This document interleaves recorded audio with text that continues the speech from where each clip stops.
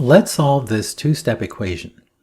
It's a two-step equation because it involves two operations, division shown here and addition shown here. So let's take this equation and plug it into this template. So we get negative x divided by 3 plus negative 4 equals negative 8.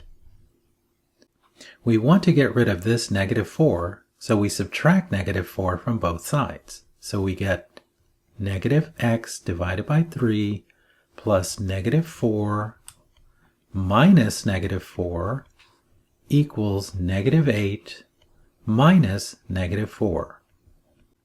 And as you can see, we're subtracting negative 4 from both sides of the equation. Simplifying, we get negative x divided by 3 is equal to negative 8 minus a negative 4 is a negative 4. This expression involves division, which we can undo with multiplication.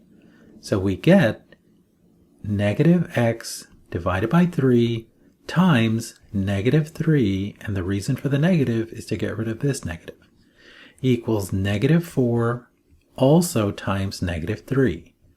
So as you can see, we're multiplying both sides of the equation by negative 3. Simplifying, we get x is equal to 12.